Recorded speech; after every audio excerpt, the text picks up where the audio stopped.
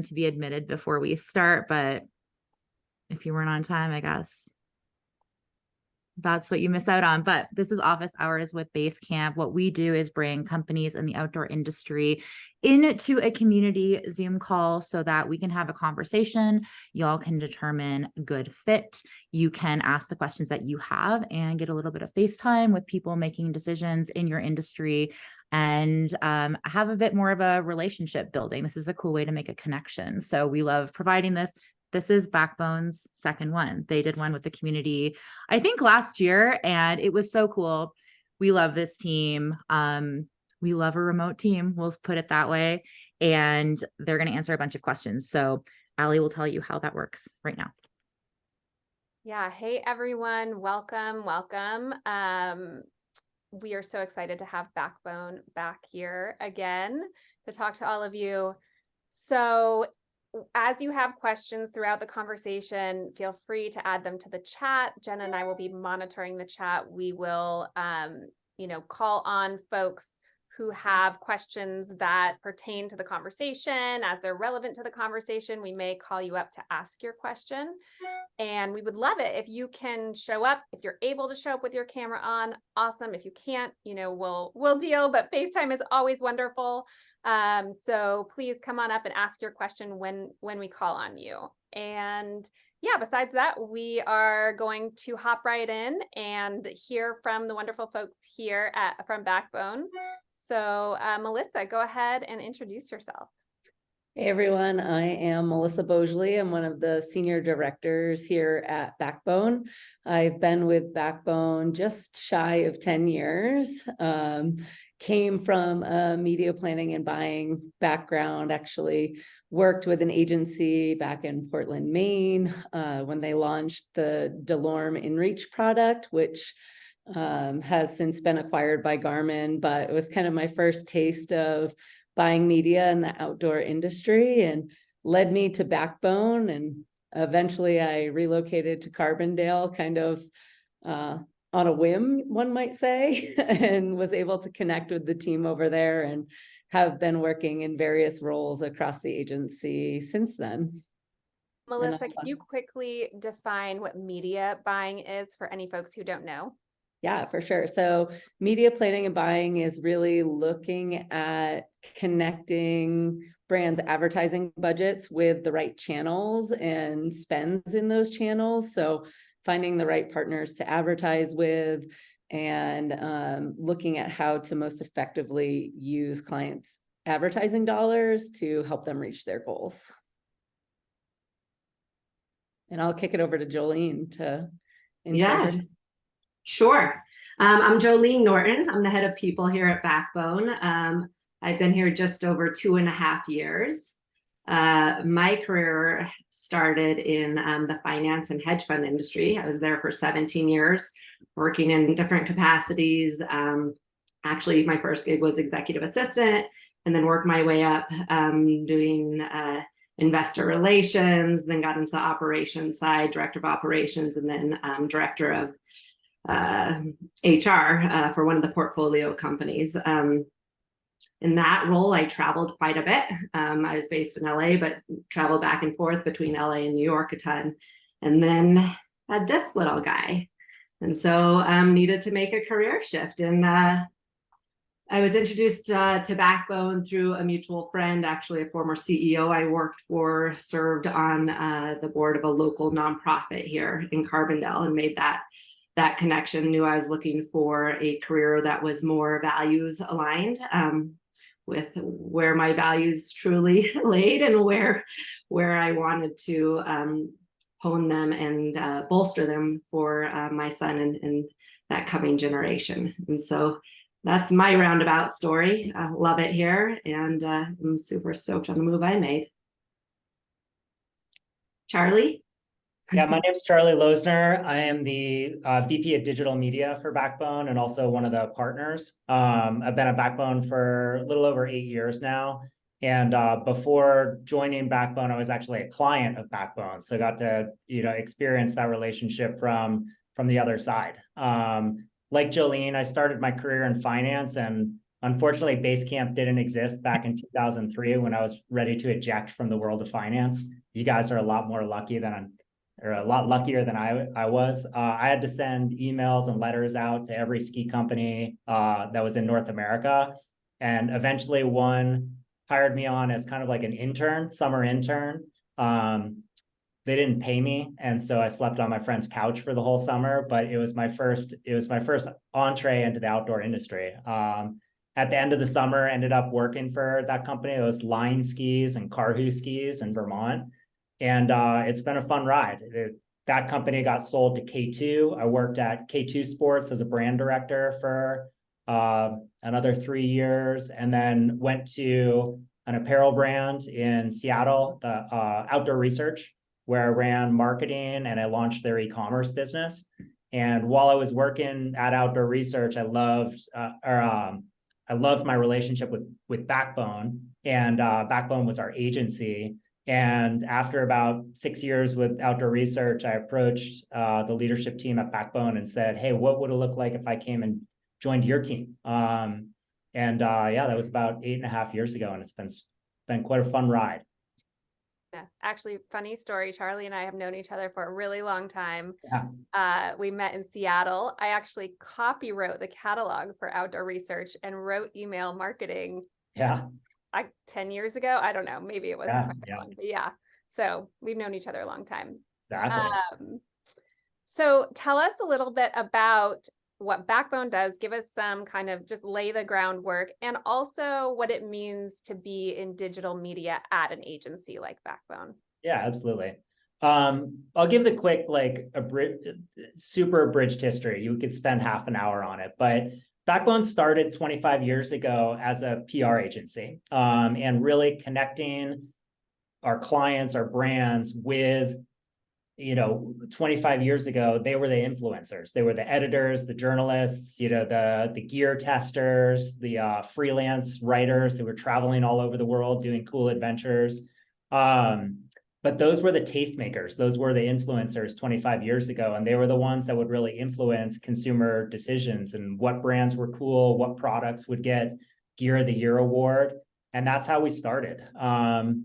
Maybe 5 or 10 years after that, we decided that, hey, let's connect that earned media, the power of earned media, with paid advertising. So we started consulting with all the clients that we had as PR clients and helped starting to buy media. So if you think about opening up a magazine, I'm not sure for the younger generation on the call how many of you even use magazines and read magazines anymore, but if you had that Editor's Choice Award on the front cover and then you had the back cover as an advertisement promoting the same product, that was like the gold medal on the cover and the silver medal on the back cover. And you could really create a ton of brand momentum and velocity for those products through that kind of 1-2 punch. The world's totally changed now, and we had to adapt. Brands really needed to think about e-commerce. Influence no longer just came from magazines. They were coming from websites. Then they were coming from YouTube channels, TikTok, accounts, Instagram accounts, affiliate websites. So the world's really changed, and we've had to launch a ton of new channels or a ton of new services to meet all those channels. So today we have, I think it's like 8 or 9 different services, but you could largely bucket them into earned media. And that's obviously not magazines anymore. That could be somebody on YouTube. That could be somebody on TikTok. That could be, but that could be a journalist who's writing for a number of different publications. And then paid media. We know kind of the wall between pure editorial and paid advertising has come down. And so a lot of the work we have to do is what Melissa described. We need to figure out how are we going to invest our clients' dollars to drive results for our clients. So it might be, maybe it's trying to sell a jacket. We work with Patagonia, and we're trying to drive their e-commerce business. So we might be trying to get people interested in a jacket. But it might be brand awareness. We do a lot of fun work with Yeti coolers, and the media investments. The media we're helping invest for them is more about deepening their relationships in different communities, like the barbecue community or the rodeo community or fishing or hunting. So That's a little snapshot of Backbone. You know, we're 25 years in, we're about 150 people. We have offices in Carbondale, Denver, and then we have about a third of our staff is remote. And yeah, Melissa, what do you think? Anything else to add to that? I think you pretty much covered it all. I'd say as we kind of continue to explore these intersections, there's all kinds of new opportunities that are popping up at Backbone, looking at different areas that we can continue to deepen our relationship with our brands. And ultimately our goal is to help our brands win and figuring out what the right mix of services are with them. And surprisingly, as Charlie mentioned, with the wall kind of coming down in the digital landscape between earned and paid, there's a lot of space in between there that has overlap, and finding people who are interested in more than one area is definitely a place where we're kind of heading across our agency and the way we staff and service our clients. Melissa, can you just say more about that? Can you say like very definitively if there are any service lines that you will be hiring for on the horizon? And are there any that you're like, you know, this would be some cool things to make sure that you've got the skills for, because they are becoming the hot careers maybe, and the ones that you're looking for experts in? Yeah, I'd say our kind of emerging service lines probably have a pretty high opportunity for growth within the next 6 to 12 months. We're working with brands in digital retail media, where we're helping them optimize how they show up on third-party sales sites like Amazon, Walmart, and other marketplaces. And so that's kind of a new area that we're starting to explore a lot of key intersections with what we're doing on the media side of things. Our paid social service is one that continues to expand and likely will have continued opportunities going into the new year.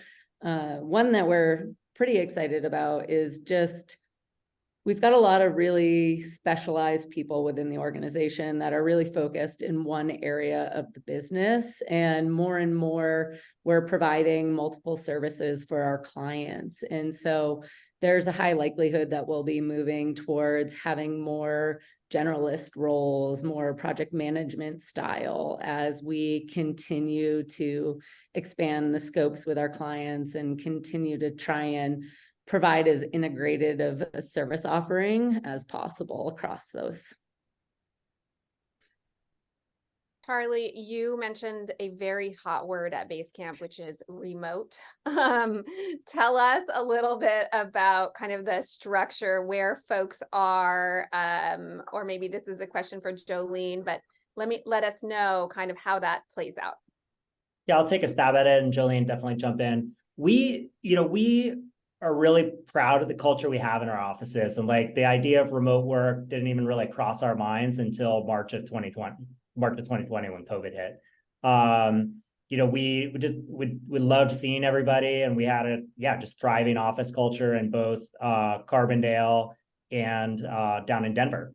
But the challenge of that was, we'd have a super high performing employee decide that Colorado, wasn't in their future, and they'd move and they would stop working at Backbone, and it sucked.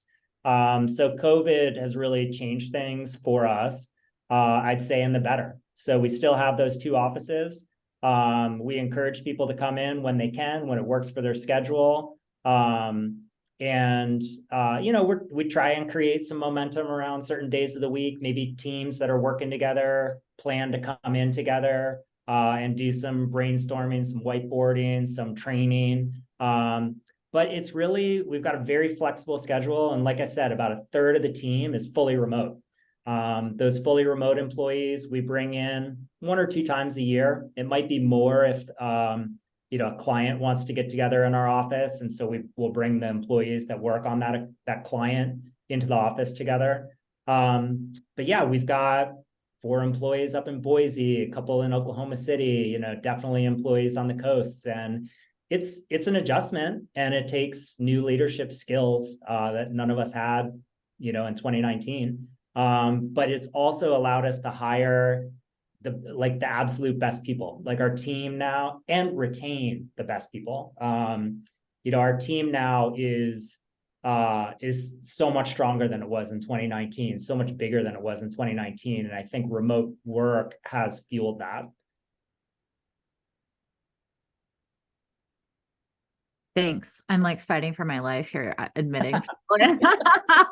Sorry. And I'm like, wait, In the chat. If I do the math right? I mean, you can see just by the chat, Charlie, how important it is that you hire remotely, because there are people here from all over the country. Like, and actually there's like random meetups being started from this too. So this is great. Yeah, I see that. Loving. Thanks for taking care of this for yourselves, guys. One question that I wanted to ask about all of these lines of service, and you're talking about emerging skills, things like that. So people are going to have to do some, new learning and brushing up skills at the very least.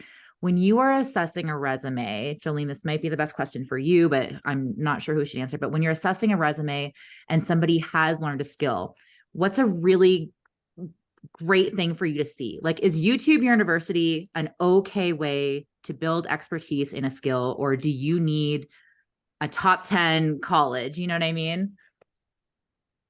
Well, I can see that Melissa's ready to answer this one. I was going to say, yeah. I think it's a mix. Like, hard skills are definitely important when we're hiring in really specialized areas of the business. That said, we have a lot of entry-level positions, and we think the foundation of those skills is really important. And coming in, or maybe first job out of college, or trying to break into the outdoor industry, if your resume doesn't necessarily have those hard skills off the bat, being willing to take a Google Analytics course online, like really start to familiarize yourself with the tools that are going to be needed for whatever job you're applying for within Backbone.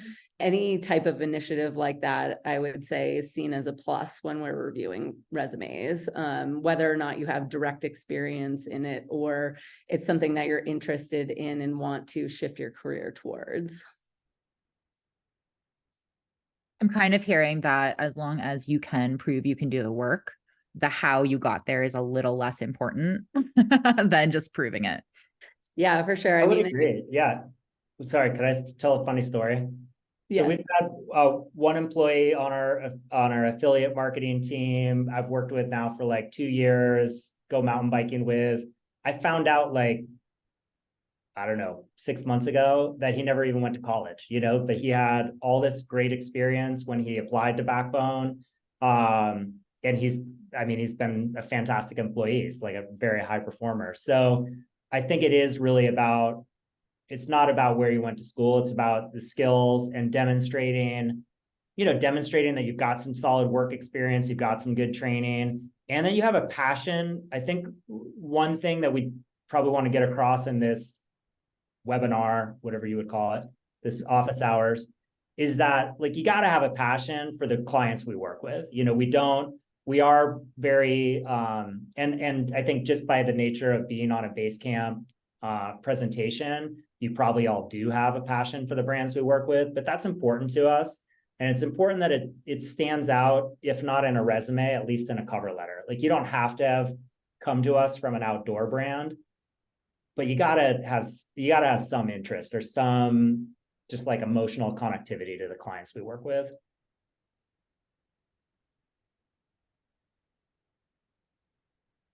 Awesome. Sorry, I got distracted by a crying toddler who just came home. So apologies. But I do know one thing, that Backbone is very kid friendly. So I do not feel out of place.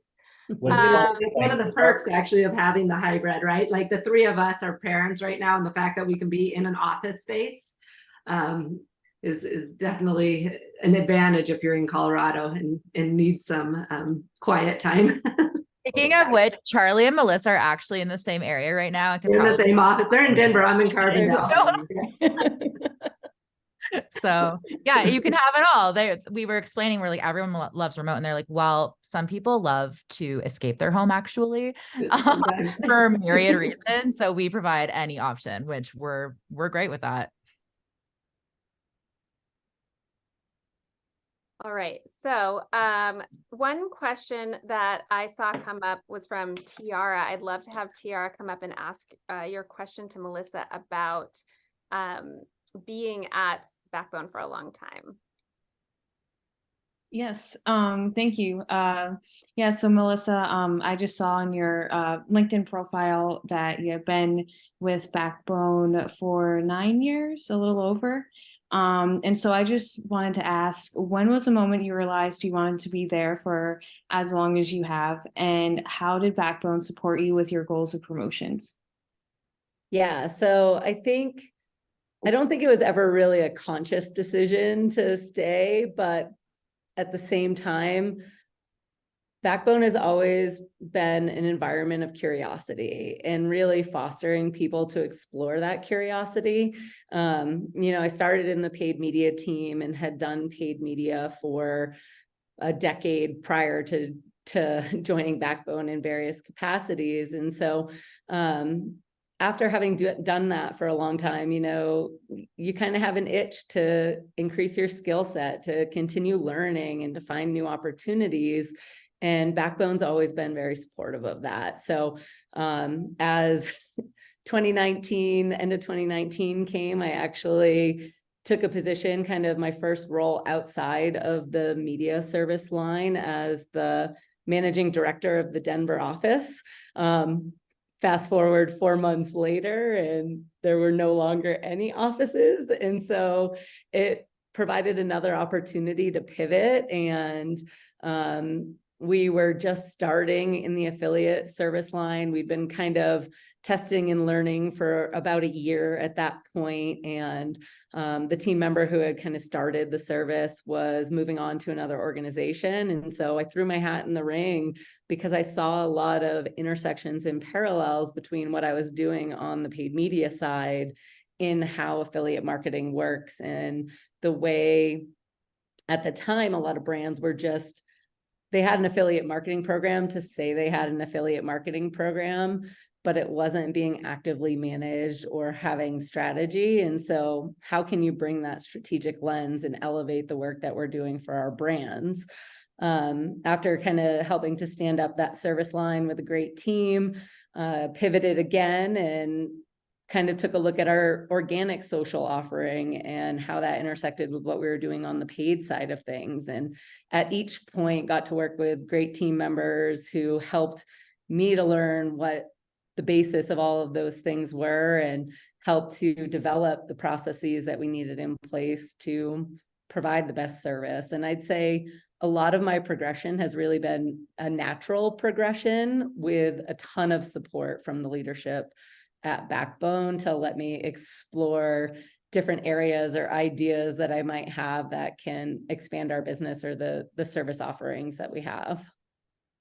That's so cool. I'm gonna have Kat, who messaged me very early on, come up and ask her question in a second. But that leads me to something we talked about in our pre-chat, which is that if you want a lifelong career at Backbone, you can have it if you're someone that wants to continuously grow and learn, because this culture is optimized for that. There's, like you said, so many emerging things to grow into and learn. So if you demonstrate that you get energy from a new line of business, that's something that you can pursue and are encouraged to pursue in many cases. And Charlie, you're a great example of somebody that has started at the bottom, now you're here type vibe. Yeah, definitely. Kat, are you there, Kat? Yes, sorry. Okay, I didn't know if it was my turn now. You're good. Hi, my name's Kat. I think the question, I sent Jenna a lot of questions. I'm sorry, I kind of spammed you, but I think the question, it's a good segue, is I currently am based in Austin. I work with a lot of hospitality, tourism, and a lot of clients in the hospitality tourism industry. So I know y'all have some clients in those industries, but that y'all mainly work with a lot of like gear companies and CPG brands.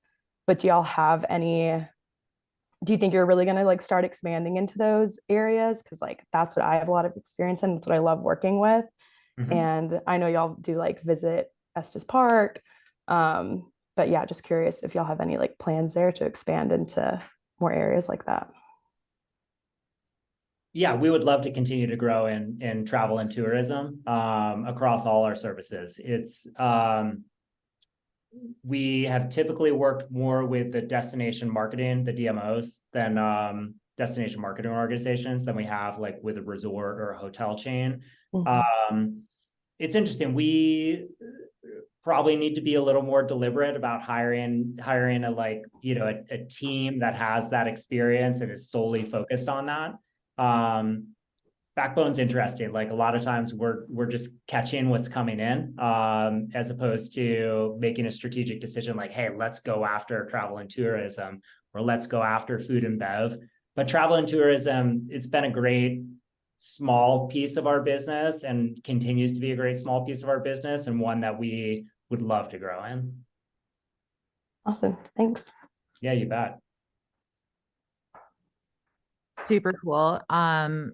Also, sorry, I lost the name. Hannah Cass. Hannah, are you around? I'll also point out that I just answered this question in the chat about freelancers too. There's something on our website now, the office hours page on the Basecamp website, which you'll all get as registrants, that there is a bit of a form for freelancers. And so Jacqueline, if you're around too, I'll have you ask that question. But Hannah, I think I heard you.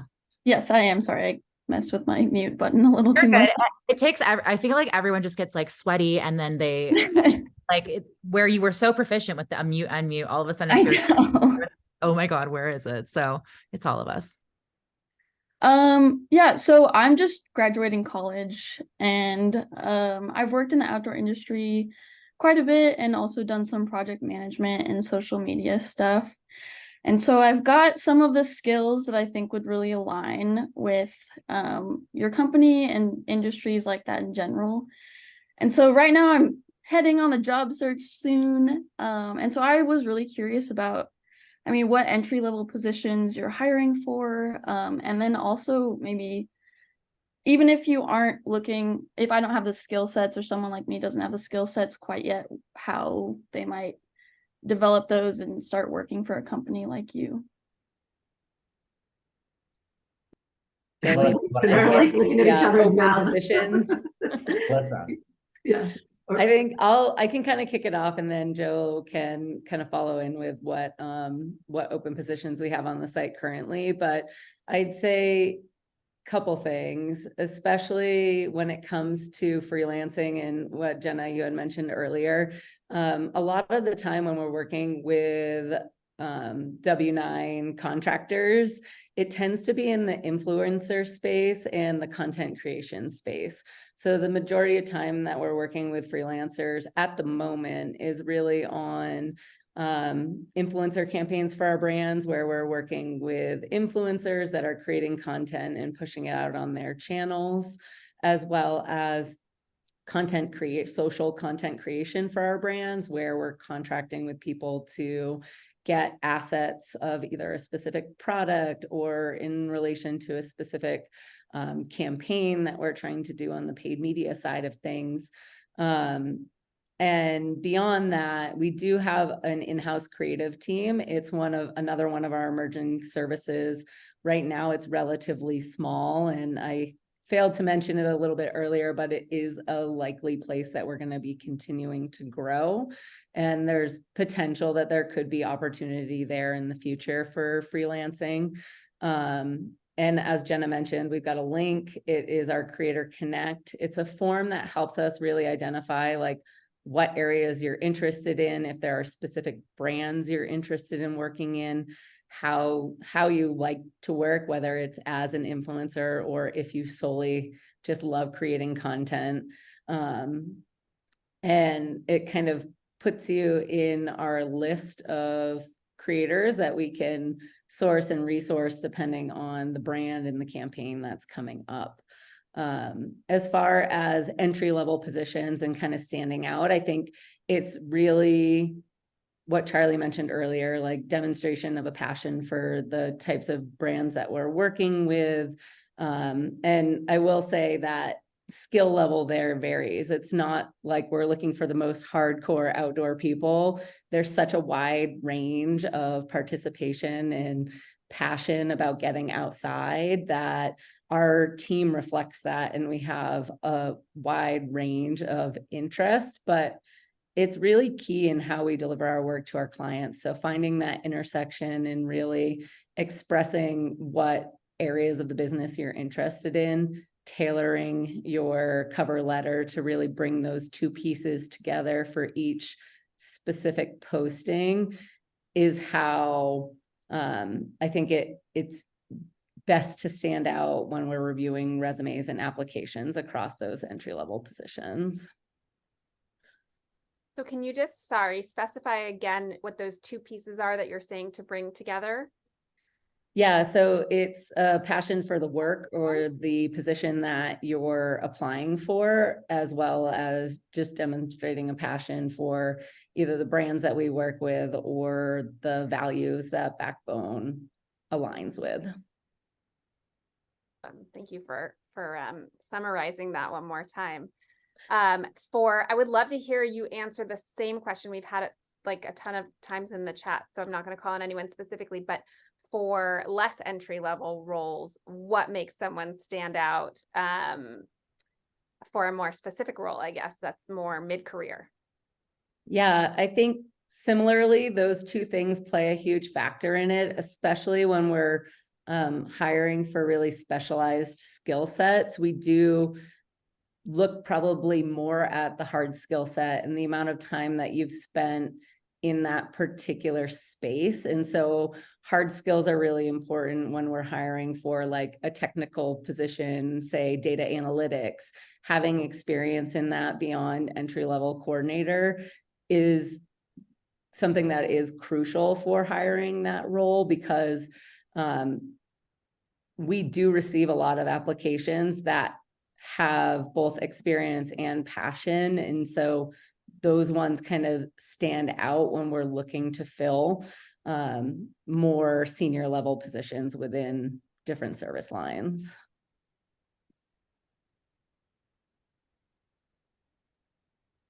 Okay. Thank you so much. I'm like scrolling down to all of these amazing. There are a lot of questions. Yeah, there's so many questions. Eddie, you had a cool question, I think, that a lot of people might have, specifically because this is one of the routes that we often tell people to use to break into the outdoor industry. And I think it's going to have some intriguing answers for everyone that maybe worked in the industry before and is trying to stand out. But Eddie, are you around to ask? Yeah, I'm here. Cool. Hi there. Thanks for being here and giving us all this great insight into Backbone today. I'm curious, I have about a decade of experience as a manager in the outdoor retail space. Mhm. And I'm curious, what roles do you see people being successful in who are transitioning from being in four-wall retail and want to get into this more kind of operational, behind the scenes, supporting type of position like Backbone caters to? You want me to answer it, Melissa? Yeah, I think you might have a better Yeah, it's a answer. good question. I'd have to might have to ponder it a little bit more, but I love, I'm also kind of reflecting back because I had 12 years of experience on the brand side before joining the agency side. So I might answer it just like outside of the Backbone lens. I think on the brand side, it's clear, like there's tons of roles supporting retailers, through dealer support, through helping out sales reps, events, event marketing, all those types of roles. I do think, a lot of great people that I've worked with over my career have started in retail, like with outdoor research. When I was at outdoor research, we had a retail store on the first floor of our office building, and employees they'd start there, and then they'd move into customer service, and then maybe they'd move into the sales team, or they'd move into the marketing team. Straight transition into the agency. Sometimes we do talk about, sometimes somebody needs to have the confidence in themselves and a little bit of the humility to maybe take a half step back in their career to learn the skills necessary to make a career transition. I did that. Like, I was working on Wall Street and then I went to making no money and slept on my friend's couch, and that takes belief in yourself and a little bit of humility just the confidence that you're going to come out the other end of a career change like that. I don't think maybe it would be as dramatic for you because you have this accumulated knowledge of like, what are customers asking for? What are, like when they come into a retail store, what questions are they asking for? Like, that type of information is so valuable if you're copywriting for a campaign, or you're thinking about how do I answer these questions on a website before somebody asks them? Like, that could help with conversion rates. So like, yeah, I don't know if I'm answering the question that well, but I do think a lot of great people have started in retail and then moved into working for brands or working for agencies. And I think specifically at Backbone, we've had some successes there too, with people who've worked at retail stores before joining our team. And I think there are more parallels than people realize when you're talking about retail and just overall product knowledge, specs, what to recommend, what you need for getting out and doing these things.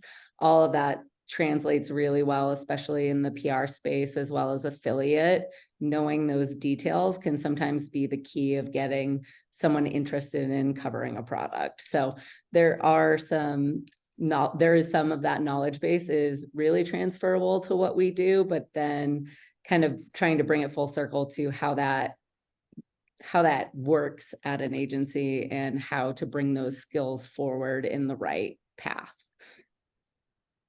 Yeah, and I think it's also important as you're looking to make that transition to decide what interests you, because we have an awesome culture. Like, it's great to work here, but the departments are different, right? So what the day looks like for someone in the analytics on the analytics team is very different from someone on social and someone that's maybe on affiliate. So, really understanding the evolving media landscape and what that looks like, and maybe homing in there by taking additional courses and attending webinars, etc.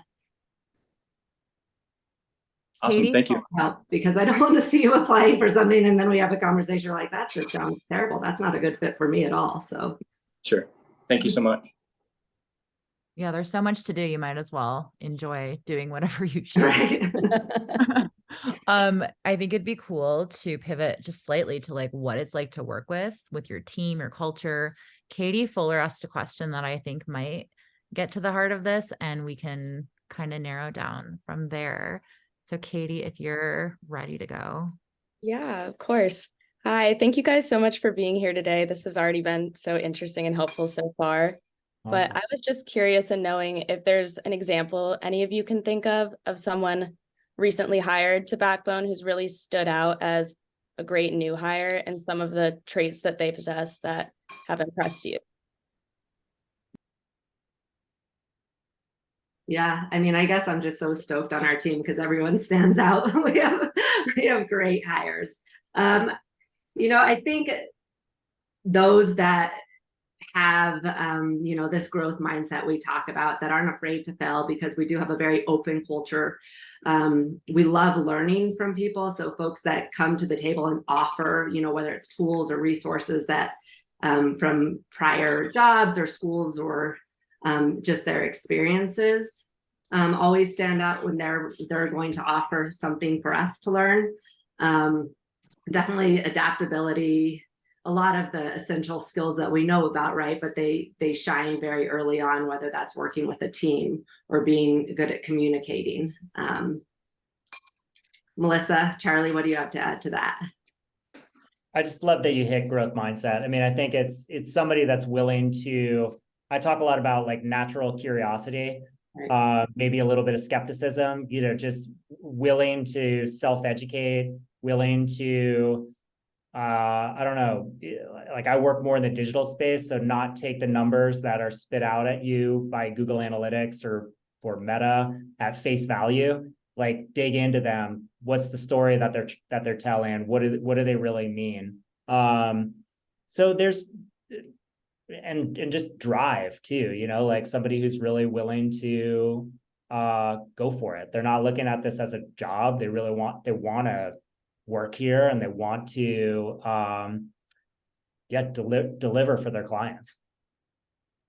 Yeah, that actually resonates a lot. I think about some of the interviews that Jenna and I have done for Basecamp, and sometimes the cover letters that really pique our interest are the ones where people kind of critique what we're doing and tell us maybe where we have opportunities to grow. And we're like, oh, you're engaged. Like, you have opinions, you have drive, you know, so definitely, you know, for folks looking to apply, don't be shy about offering your opinions and your critiques and showing that you're thinking about what, you know, a brand or company that you're applying for is doing. So definitely that stands out. Charlie, there was a question for you from someone named Karina Bender. Karina, if you are in the audience.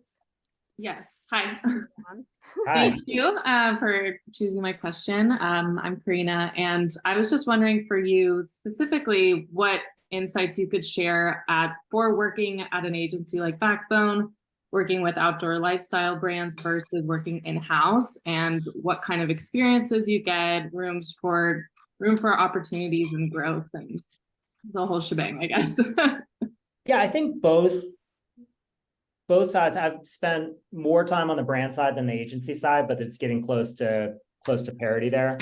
I think both are awesome, and like I think it would be cool to experience both throughout a career. I love the agency side. You know, like we get to learn at hyperspeed. You know, the second you get bored with one thing, you jump onto the next client and the next challenge. When I was a marketing director and a e-commerce director, you know, there were a couple meetings a week that were exciting, and like maybe you had one project a quarter that was really fun. We have all of them. Like we get to do all the fun stuff. Maybe not all the fun stuff. Some of it's grunt work, but like, you know, you're doing that times however many clients you get to work on. And I'm in a position, Melissa's in a position where we get to see that across, you know, dozens of clients. Your average account manager or media strategist, they might be working on 3 or maybe 4. But just that the pace of learning, being surrounded by people that are trying to solve the same problems, trying to learn the same things, trying to help their clients break through the noise. Like, how do you actually connect with a consumer? I just find it super exciting. I'm not going back to the brand side. I love working on the agency side and just getting to work with all the clients we work with. Awesome. Thank you. Yeah. Yeah, good question. I'm going to bring up China Whitmire in a second, but I do want to ask just about, you know, the way that y'all are working. You did mention already remote work. So what is it looking like day to day? You're a flexible company. How does that actually stand out? Does that mean that you can all work whatever hours you want? Are there kind of standing hours? Do you have to ask your boss to go to the dentist? This is what we need to know. So if you can, probably all of you can weigh in on that big question. And then China will bring you up in a second as well. Yeah. Like, Jillian, for sure. Yeah. There are standing hours. So we are mountain hours. So 8 to 5 is Monday through Friday. Our traditional hours, obviously, if we have clients that are in different time zones, we're going to do what's best for them and the team. That said, we have a ton of flexibility. That's one of the greatest perks of working here, and the way that that's maintained is through communication. So no, you don't have to tell your boss you're going to the dentist, but that is just kind of the culture we have. We just put our Slack status up. It's not asking permission, but it's like, hey, I'm out. And that's more so that the client's covered, right? So if there's something that's needed, it just helps us run really efficiently. You know, we have set hours, and it's pretty fantastic because we have our evenings and we have our weekends, and we respect holidays, we respect sick time, we respect all of that. Like, no one's going to be reaching out to. I'm still not comfortable with it at all. I know Charlie is. Charlie's really good he removes his apps, he removes Outlook, he removes Slack when he's on vacation to be with his family. So it's like, it's definitely part of our culture. But we like having our core hours. It keeps everyone on track. It keeps things flowing, as you know, the situation Charlie just described as our day-to-day. You kind of need everyone around and available to have things flow and move and create ideas and be able to move forward and on to the next. Anything to add there, Melissa? No, I think you pretty well covered it. I think ultimately the way that Backbone operates, it's operating on a base of trust. So we have awesome employees that are really hardworking and they want to get or do the best work that they can for our clients. And by us putting the trust in them to manage their time effectively and make sure they're putting in the work to deliver, then in return, they trust us and do that work. And it really works well together, for lack of a better way to describe it. Yeah. And I guess one more thing to add to that, and one of our Slack channels is called Where in the World is Carmen Sandiego? So some of you may know that reference, some may not, but you know, that was when COVID hit, that was really what was put in place to kind of figure out where people were and what they were doing. And if you read the channel description, it actually says like, hey, this is just like to say like, when you're going on vacation, if you're out sick, like do not post your short adages, just keep your Slack status up to date, you know, and on. We trust you. Like that's the big thing there. And we actually find employees constantly putting their every, you know, like we're gonna walk the dog. You're like, you don't need to tell us that. We're good. Just like put your status up. But you know, I think there's also that culture of over communication, which is awesome, right? It doesn't hurt, but it's definitely not necessarily coming from the top down. Awesome. Okay, China. Hey y'all.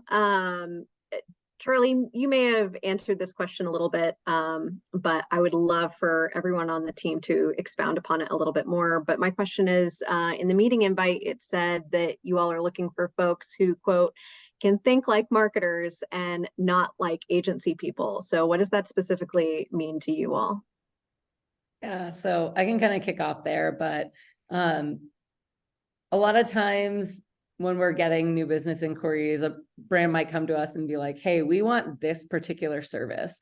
But in the course of talking to them and understanding what their needs are, it might become apparent to us like, you actually don't need that. What you need is something entirely different. And so making sure that at all times we're just thinking of the best interests of the clients, whether, you know, we could easily go to them and be like, here's the PR scope, we'll do PR for you.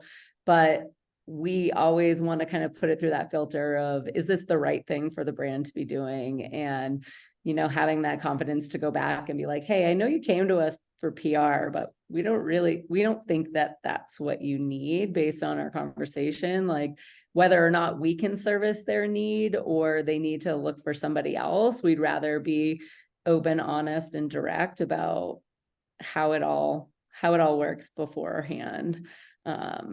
It's really, I think at the heart of it, we want our brands to win. And I know I've said that before, but it really is kind of how we think about things, and not just selling them a service to sell a service, but selling them the right services that are going to ultimately allow them to achieve their goals.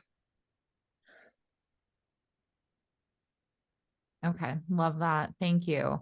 I think that just really helps people define like how to even write a cover letter, things like that, which I know y'all read. Actually, Jolene, do you want to talk about that a little bit more, of this tactical application type thing? Like y'all read cover letters. Yeah, we read every cover letter. Yeah, it's important to us. Yeah, and I hadn't realized, Jenna, you had mentioned that on our prep call, that's not necessarily a big ask for companies, but yeah, we read through every single one of them. It's really an opportunity to tie the pieces together. I think all the things that we'd already spoken of, you know, to show your range, to show your understanding of the landscape. And yeah, I think with the cover letter, it's always important to know what job you're applying for. You'd think that goes without saying, but I think that's the first thing, right? Because we're going to read that cover letter. And then if it doesn't match necessarily, you know, that role, it's not going to get you that interview. I think other than that, to bring in different pieces of your experience, your past, your skills, where you're wanting to go. And then to Allie's point there, yeah, if you see places that we could grow, or, gaps or blind spots that are evident even from the outside, we'd love to hear that. I also, sorry, let me reverse a little bit too. And someone talk about the charge. I don't want this whole office hours to go on without talking about the charge really quickly. And I'm just like reading the chat and it's like, I'm going to download it and have all these marketing, such philosophical gems being dropped in the chat as well. This is like such a great session. But yeah, so Backbone doesn't retreat, you charge. I think there were swear words in there in the original time that was uttered like 20 plus years ago. But yeah, we don't retreat, we charge. Somebody asked Penn, who founded the agency, oh, when are you going on your corporate retreat, or when are you going on your company retreat? And he said, we don't retreat, we charge. So anyway, that's how it was named. But yeah, we get the whole, do you want me to answer that question? Okay. When Melissa's been here longer than I have, when we started, it was pretty simple. It was like 25 people. We'd go on a raft trip for the day, and then we'd drive over to some BLM land, Bureau of Land Management land, and just set up camp and have a fun night, flip burgers ourselves. It's a little more complicated with 150 people, especially when maybe 10 or 15 of them have never been camping before. So it's quite a bit more structured now, but we fly in the team. Anybody that's remote flies in. Anybody that's in Denver drives up. We've done it in Moab recently. We did it in Carbondale this past year, but everybody comes in. We have some great panel discussions, presentations by different team members. Sometimes we'll have somebody from a client come in and speak. And yeah, kind of a day of learning, also a day of updates on what's going on at the agency. We're quite transparent with all employees about, how are we doing? How's the company doing? How are finances and expenses and all that kind of stuff. So we're quite transparent. Then it transitions into fun, and we play games. We have night revelry, great catering, good food. And very aware that this is being recorded. Yeah. And then just everybody sleeping out together. Like we've got everybody's in tents. If you don't have your own tent, you don't have your sleeping bag, great. We work with Big Agnes. We work with all these great brands. Like we'll get gear, we'll pull together gear. Then the next day we go play in the outdoors and break up into small teams. If you've never done fly fishing, you can go fly fishing with some guys. If you've never been mountain biking, we'll rent a mountain bike and we'll go on some easy trails together. So break up into a bunch of different activities, then come back together for another fun night. But yeah, it's hands down my favorite 2 days of the year. Maybe my favorite work related 2 days of the year. But yeah, it's a blurry line between fun and work those couple days. And we do have a mini one in the winter time. It's called the Stoke. Not everyone makes it, obviously, just because of travel and all of that at that time of the year. But basically, it's another, state of business and financials and all of that for a day. And then the next day, our Denver folks tend to meet at A-Basin, the Carbondale folks, Aspen, and then remote folks either get them together or do screen-free days or whatnot. But that's called our winter Stoke. So it's kind of a mini charge to keep us pumped, excited, and get together and have fun. Yeah.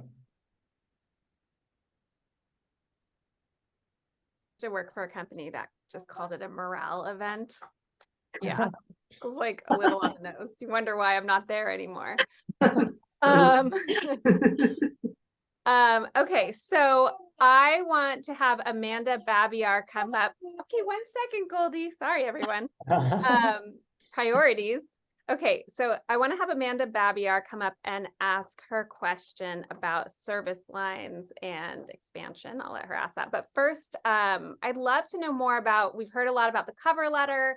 We've heard about, what makes candidates stand out maybe for that first step, but what about the interview? I'd love to hear kind of what you're looking for in an interview process. Yeah, so I can kind of kick it off and feel free to chime in Charlie or Jolene, but I think when it comes to the interview, a lot of it is conversational. We want to be able to have a conversation with you, and like our team works so well together and so closely together, and we're always in constant communication, that being able to hold a conversation is an important part of the interview at a foundation level. Talking through some of past work and how it ties in, and the ability to demonstrate kind of problem solving skills is a question that we typically ask within the interview process. How do you think about things? How do you go about solving a problem if you're working independently and you might not have someone to ask immediately? Our teams are structured in a way that you're always working with other people on a client. Like, you're never going to be staffed solo on any brand.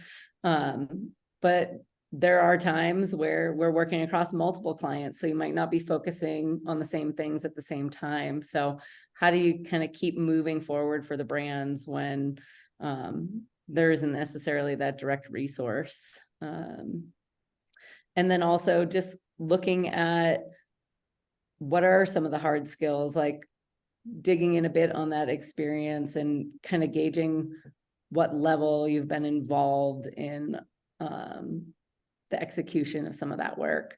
But I think what really stands out is being able to have a solid conversation, being able to problem solve, being curious and bringing questions to the table to ask us, and maybe, you know, put us on our heels a little bit with the questions that you're asking us, so that we have to think critically and can make sure it's the right fit for you while we're talking to you about whether it's the right fit for us. It needs to be a mutually beneficial conversation. Yeah, and I think with that conversation piece, I think that's where, you know, we're really looking for authenticity. Because I mean, we all know interviews are terrifying. They're very scary. But it, you know, it behooves you to know who you are when you're presenting yourself. And so really getting comfortable, whether that's like with that elevator pitch or whatever, but making sure that it's authentic, because it starts showing if it's not, if you're trying to answer how you think we want to hear the answer, because that won't land. And we do, you know, we are looking for diversity of all different types, right? So that's diversity of thoughts and processing. Again, we really want people that we can learn from. Yeah, and then of course, I mean, the basics, right? Like, keep it as somewhat positive, especially in the beginning. Like, it's never flattering to throw your current company under the bus, or, you know, different things like that. Like, focus on the, you know, where you're going and where you want to go. You know, helps you shine. And we always go through more than one interview, right? Often it's even like 3 or 4, depending, because we again want to make sure that it's a good fit. Of course, that we don't have our own biases we're bringing in. We have all the standard questions, so we try to standardize it across the board that way. But again, we bring all different teams and groups in, especially for those integrated service pieces. So are those separate interviews over, you know, a week or 2 sort of thing, or is it kind of one interview with many people? So it varies. It'll always start with a smaller group, either 1 or 2, depending, and then we'll bring in more group members. And again, it depends on the role and maybe the level there. Mm-hmm. Okay, Amanda, would you like to come up and ask? Hi, yeah. My name is Amanda Babiar. I'm so excited that you got my last name right, Allie, because it's usually butchered. As other people have said, I really appreciate you guys taking your time and answering some questions from your fan group, I guess you could say. My question is, this is from the beginning, so if you can recall at the beginning of this conversation, and I apologize, I don't remember if it was Jolene or Melissa who kind of touched on this, but you kind of mentioned the looking towards expanding the service offerings for your clients. Can you get a little bit more into like what you kind of like what business you're looking to expand into, or, you know, business in quotations, like what is it going to be that is different than what you currently offer? Yeah, I think it's us exploring needs that our clients have, and whether or not there's opportunity and we have either the expertise or the curiosity on our end to explore that as a potential added service. And so, you know, over my tenure at Backbone up until 2 years ago, we kind of stayed away from the SEO side of things. You know, we gotten occasional interest here and there, but it wasn't ever an area that we necessarily sought out to go in for a number of years. But as we found kind of the right people and the right opportunities, it started to make sense, and understanding how SEO truly impacts the different services we were already offering was enlightening. And a lot of that led to us developing that service line. And now that we have it and we're growing it and we've got a fantastic team there, can see so many more connection points than maybe we did before we expanded into that area. And so it's finding the right opportunities at the right time that makes sense to push forward for our clients. Cool. That makes sense. Thank you. Thanks, Yeah, Amanda. I mean, even in my 2 years, we've, so SEO's started, programmatic, the digital retail media space. So it's constantly growing. And so I think we can't necessarily even answer that question, right? So again, it's often through these interviews and these hires, and we meet people and they might have a skill set and we're like, wow, that would be a great fit for that client. Totally.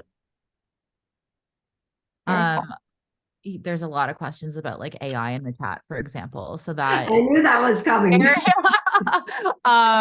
could definitely be a new service. Yeah, for sure. Alexa Lugan, you're gonna be on deck, but Jolene, how long is your typical interview process? I guess from the stage someone gets an interview till a job offer, how long is that usually? Does it completely depend? What does that look like? Yeah, no, so thanks for that, actually whittled it down, right? So from like when an application is submitted, that varies a little bit.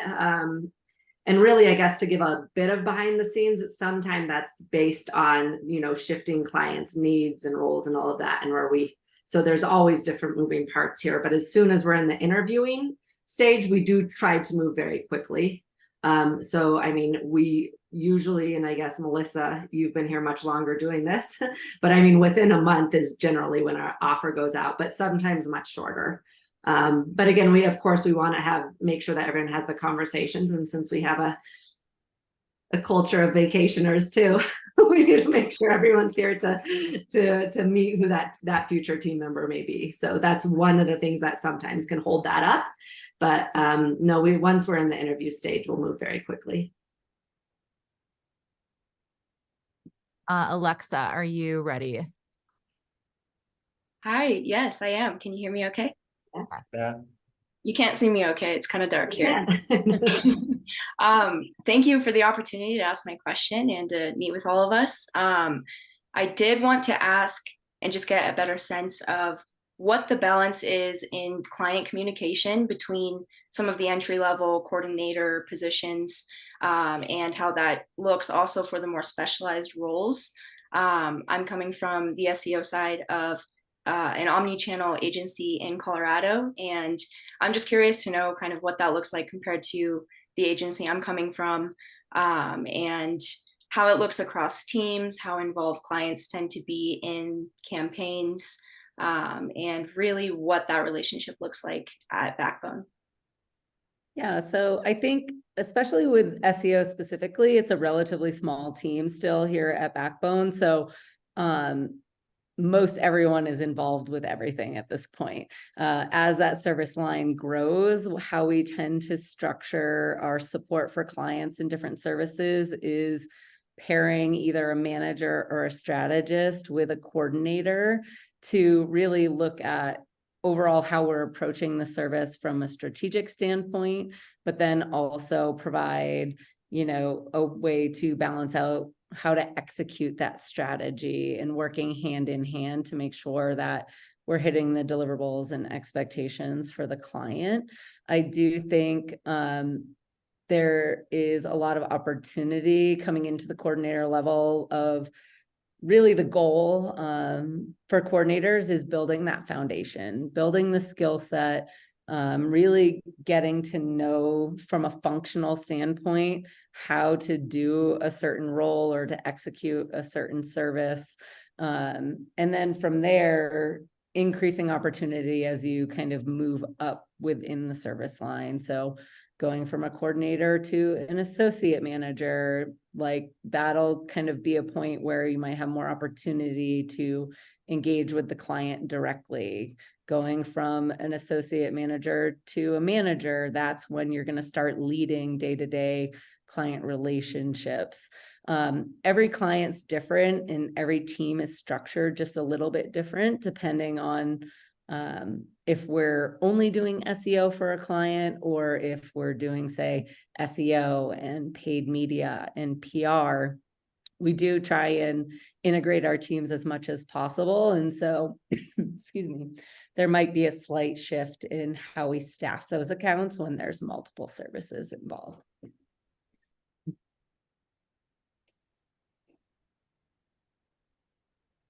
Much. Okay, I have like a two-part question, and I'm going to have Abby Pock come up and ask the first part because I think a lot of people have asked this question. So Abby, are you around? Yes, I am. Can everybody hear me and see me well? Yeah. Yep. Great. Well, so great to meet all of you guys. Thank you for letting me come on. My question was kind of, and we briefly touched on it earlier, but talking about the creative services y'all offer. So I'm a creative. I've been following Backbone for several years, and most of the times I noticed that open roles y'all have are in PR, the account side, media, and things like that. But I know there's a lot of creatives on the call, whether they're photographers and videography designers, things like that. So I was wondering what roles y'all have in that, and then how we can get plugged into those opportunities.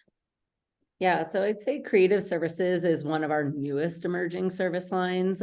We really formalized that offering at the beginning of this year and had a graphic designer who had been working kind of more on internal projects prior to that, and someone who was just creating social first content and video content for us, kind of living under the social team. And this year we kind of formalized and brought those two team members together to really help to define like what creative services look like at Backbone. It's definitely an evolving service line. We're up to 3 people that are on it currently.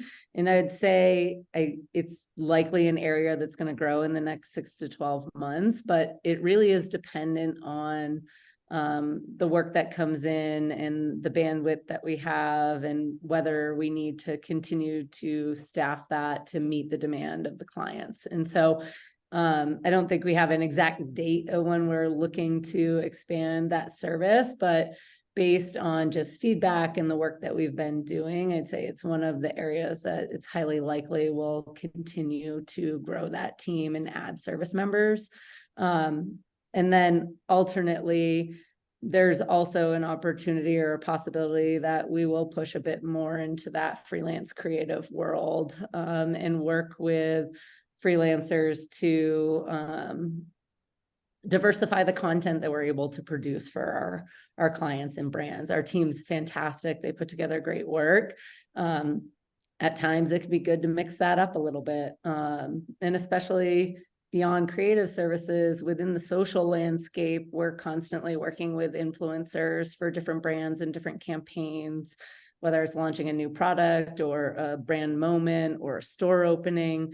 There's a lot of ways that we work with brands on the influencer space, but we also work with them like if they are in need of assets to populate their organic social channels, working with content creators to get assets, and more so on that photography or creative side than the influencer side. And the Creator Connect website that Jenna mentioned at the beginning of the call is a great place to connect with us on that. And that's an open application. Anyone can go in there and apply and provide us with kind of your information, what you like, what you don't like, which brands you're interested in. And that really helps us filter as opportunities come up, either with those specific brands or if we're looking to execute in a specific way. That's Great, awesome. thank you. Can you say what, sorry, Jenna, really quick, just, can you say what type of creative services you, like, you said there's 3 people on the team. So what types of creative services do those people actually do? Yeah, so right now we're really focused on both performance digital assets for channels like social media and digital display, but also social first content. So producing content for our brand's social feeds to utilize on the organic side of things. We've definitely dabbled in other areas. I think at one point there was a billboard in Times Square that our team designed. And so there's other opportunities that come up in a more ad hoc, but I think it was really born out of that performance digital space and social first content. Okay. So Shayna, the question I would like you to answer really surrounded the question of when someone is applying for a job at Backbone, should they be playing it safe and assuming that there's some sort of ATS that's going to be very formal, or creative agency, should you be taking a risk, taking a chance? So Shayna, the question you asked about apps that stood out is where I'm going with this. Like, what's the best way to get an interview, I think is the question we'd like you to answer. But I loved how Shayna phrased it. If you want to come up and ask that question. Yeah, let's hear it. Yeah, for sure. I feel like I asked a lot of questions, so I'm going to maybe merge them together. But hi, I'm Shayna, definitely trying to get into the outdoor industry. I come from the finance space as well. So nice to hear that you guys have come from there as well. But yeah, question was really around like twofold in terms of also looking like hard and soft skills, how you kind of look at that in terms of if you have a lot of those soft skills and maybe not the hard skill like you were talking about in terms of like digital retail media, do those soft skills kind of offset that? And how do you kind of like showcase that within an application where you're kind of going up against people that maybe have that hard skill? And how do you kind of like stand out there? I don't know if that was the question, Jenna, that you were looking for. It was basically like what are some candidates that have stood out to you in the past? What have they done in applications that just caught your attention? Oh yeah, that too. Everything you said was good though. Yeah. You've been talking a lot. You want me to take one? Okay. I've got a funny story to tell first of standing out. When I was at K2 and they launched or they had a marketing manager position open for K2 skis. This is when K2 was on fire in like the mid 2000s. I think they got like 500 applications for the marketing manager position in the first day or two. And one of the applicants sent a mariachi band to the office that came and like serenaded the hiring manager. So you could try that strategy. Did it work? I still remember it like almost 20 years later. Was it fruitful? Like, did they I don't get the know. job? I would have to guess that the person at least got an interview. I don't know if they got the job, but Melissa Warner was just like, do y'all want stunts? Like, we will bring the stunts if you want stunts. There's gonna be 6 mariachi bands in Charlie's office tomorrow. Mariachi bands. Yeah, there might be some in Carbondale. There probably are. No, I think standing out. Ready to hand out phone numbers, guys. I think standing out is just like, we talked a lot about resumes and cover letters, and yeah, we actually do read cover letters. If you don't, and balancing hard skills and soft skills, what's your story? What's your narrative? And like how are you going to demonstrate that? Maybe if you don't have that skill, how are you going to learn it? How are you going to address it? But being self-aware of what you know and what you don't know is, I think, a critical skill throughout your career, and not being shy about it or embarrassed about it during an interview process. I knew nothing about marketing when I started, but like I had some finance skills, I had some other skills, and I wove a story about like how, there's a side of marketing that is very numbers and analytics oriented. We probably have, over the course of the 10 years, Melissa, 8 years I've been here, we probably hired half the economics department from CC, like It's we'll hire people with no marketing experience, but they've got economics or they've got math, because unfortunately part of the job is a lot of spreadsheet work, and being confident with a pivot table and analyzing numbers and trying to figure out like what story are those numbers telling and how am I going to effectively communicate that to a client. You don't necessarily need to know marketing for that, but you need to have confidence in like interpreting data and so that's an example. I think it's just knowing what your strengths are, knowing what your weaknesses are, and tie them together in a narrative. Yeah, and to piggyback on that, and I guess answer the original question that Jenna and Shayna posed there, is we do have an applicant tracking system. We do use the ATS. We do not use it all the bells and whistles, because we really keep that human approach to it by reading every cover letter. So we're not actually using the ATS and like pulling in tags and coded words. Second to that, with Charlie's speaking about the narrative, like that doesn't stop once you go through the interview and get the job. Like that's very much a part of our culture. I mean, it's part of our review process, right? So we might have the traditional rating, but like we really want the narrative, and we read through all of it all the time. So it's just something you really need to be comfortable with if you're going to be part of the culture here. Awesome. And I think like, just speaking a little bit personally here, so I've had, kind of different trajectories throughout my career in different categories. And I always thought, oh, I have to stay in this one lane and show that I'm like this one, I haven't gone anywhere else. And like, that is not true. Like there are so many strengths you can pull from so many different careers, and they can all play up into the job you're applying for. So really nitpick apart those responsibilities and figure out what you've done in the past that speaks to those responsibilities in the job description. Yeah, absolutely. I mean, I think there's the book, right? But it is a discussion all the time. That range is huge, right? I mean, generalists and range and having that experience, that breadth. Yeah. I've had very, very different careers, like vastly different careers. And there's a thread through of building relationships at each one, but the ability to pivot and follow your energy is really appealing, I think, to a lot of hiring managers. So that's very cool. Troy, you had a question on LinkedIn I want to throw in before we start wrapping it up and asking Backbone, what else they want to cover. But I think this is such a good question about how to follow up. Yeah, I mean, you mentioned just being able to tell your story, and sometimes a cover letter, you're trying to keep it to a page just to be respectful. And obviously, you can only put so much on 2 pages of a resume. Does like following up on platforms like LinkedIn help to build that relationship and tell your story to get an interview, or is it simply just annoying?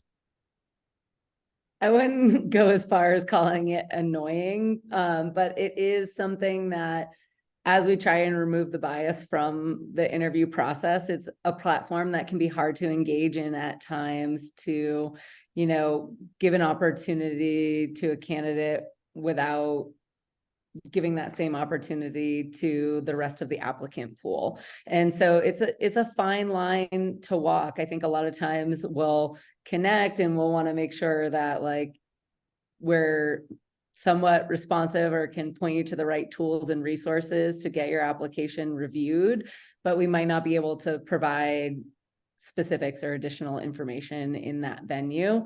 I do think there is an element of,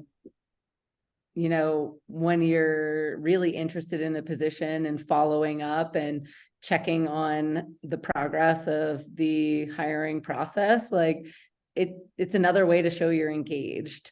Whether or not you're going to get a ton of feedback from us in that venue is probably a bit more limited.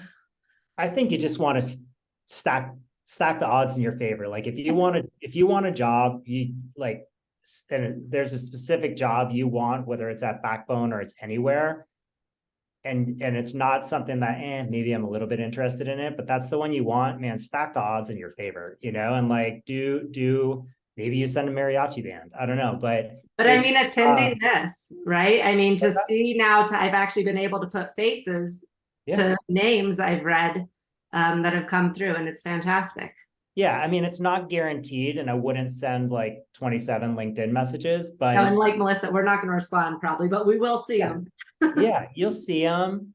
And then you connect the dots. You're like, oh, that person reached out on LinkedIn. Oh, I see him in Team Taylor or application software. And I mean, the key is just you want to break through the noise and stack the odds in your favor. So if that's you know somebody who knows somebody who knows somebody that works at Backbone, great. Like work on that connection. If you were on this Basecamp thing, reference that. And like maybe reference something that Melissa said or Jolene said. You know, I think people like to see personal connections, people like to see initiative, and you know, yeah, I think you want to stand out.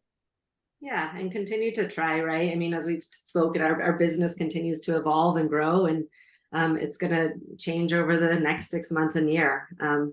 So it's, you know, don't give up just because it's the first round. Yeah, yeah. It's the logic of you have to see something like 7 times. That's probably an outdated stat to want to buy it. So like make sure you're seen from every angle.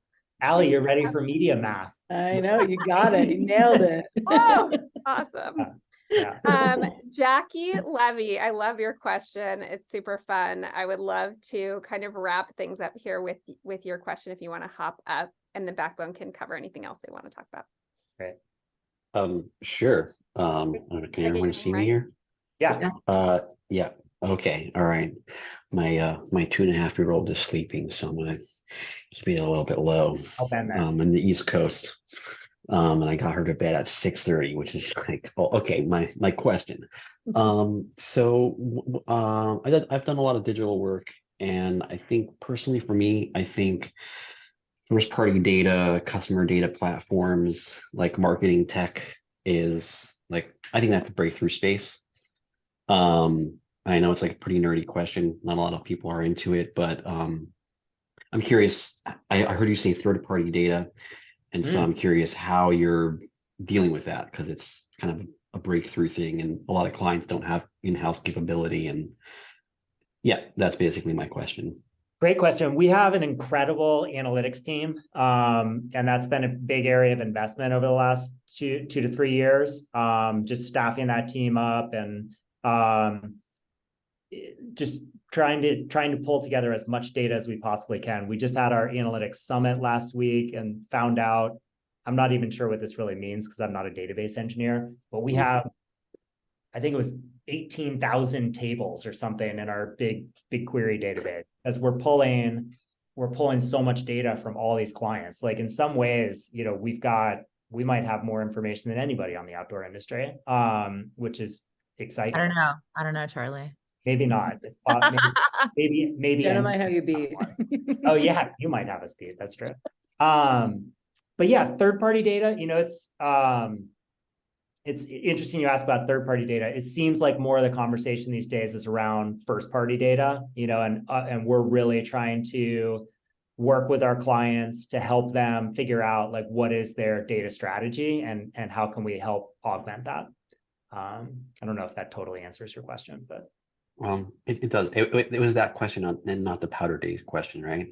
I can answer the powder day. That's the powder day question too. I saw it in the chat and I was gonna respond, and then I'm glad you got your other one in. No, that was a great service line question. Everybody, data. Understand how to use it, understand how to gather it, and understand how to tell the story with it. That's the theme of this office hours, I feel like. But yeah, the powder day question. What's the answer to that? Yeah, ask the powder days question. Oh yeah. I mean, how do you deal with powder days? We take them. My advice to employees, especially you know, like as a coordinator, you might not have as much control over this, but if you're a manager, you're a strategist, look at Open Snow and adjust your calendar accordingly. Like be careful of morning meetings, you know. But in all seriousness, that's kind of, I'm joking a little bit, but in all seriousness, like we can't not deliver for a client. We have to show up for client meetings, you know, and that has to come first. And, you know, it sucks when there is a powder day and somebody doesn't have any meetings in the morning and they're out there having a great day, but like your day will come and you just get smart. Like the people that have been around Backbone the longest usually put their client meetings in the afternoons instead of the mornings. Mornings is more for structured work, internal work, teamwork. And that allows you to go get a couple laps in if it snows a ton, and then get to work. That's also my strategy in case an impromptu brunch comes up. I'm always ready to go.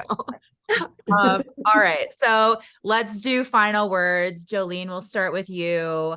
Anything you'd like to cover before we go for this great crowd and anyone watching the recording afterwards to know about working for Backbone, or standing out in your application? Yeah, I mean, I think we covered it.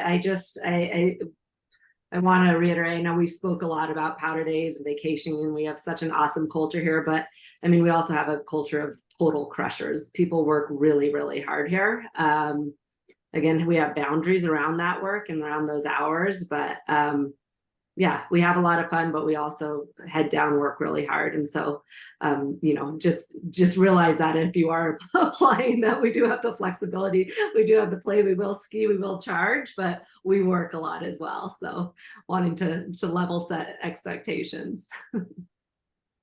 Totally. Melissa?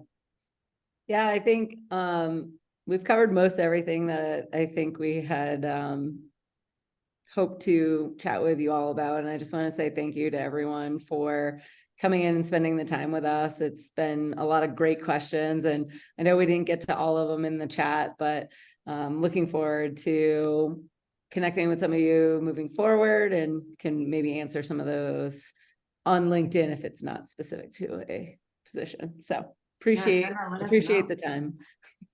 Yeah, maybe Jenna, if you want to forward those, Jenna and Allie, at some point, and we can work our way through them for you guys. Yeah, I still have chapter like just a couple, but there's phenomenal questions. Happy to forward those over. Yep. Yeah, it feels like we barely scratched the surface. Tons of great questions.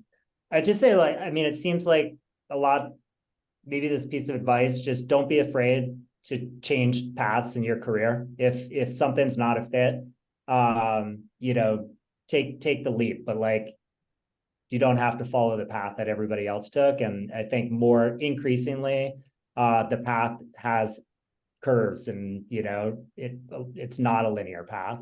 But yeah, tons of fantastic questions. Hit me up on LinkedIn. I'll try and answer them. I'm Hit Charlie up on LinkedIn. Everyone heard that, right? You can, just say you're gonna regret that hard, but I'm probably gonna regret it. It might take me 6 months to answer them, but like, yeah, people have been generous. People have been generous with their time with me, and I'd love to be generous with my time with you guys. Absolutely.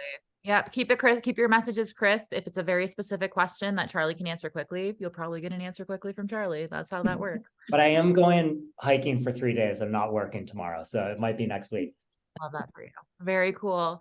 All right. Thank you so much to the Backbone team. We have to wrap it up there. We are going to send out the recording. If you do want to learn more or get that Creator Connect website, it's on wearetheoutdoorindustry.com/backbone media. And you can get their career site from there, and the recording will be posted there and right to your inbox as well. Did want to also mention, for anyone in Salt Lake City, we have an event coming up there. Our next office hours will also be with Outside Inc., because they're throwing a big South by Southwest for the industry in Denver at the end of May, beginning of June, and Basecamp should be a big part of that. So look out for that as well. And I will throw it to Allie for final parting words. Yeah, just thank you all so much for coming. Again, if you're in Salt Lake City or want to come out to Salt Lake City, we're throwing an event there around outdoor retailers. So it's a really good opportunity for folks to network and meet all sorts of people in the outdoor industry. Our guest list is insane with amazing brands. So yeah, definitely come on out. People have traveled across the country for Basecamp events. You would not be the first. And that's it. Thank you all so much. We love you, Backbone. We love all of you on this call. We're so thankful for you, and keep on keeping on. We look forward to connecting with all of you. That was super fun. Great questions, everybody. See ya. Yeah, thanks everyone. Thank you. Thank you. Bye. Bye.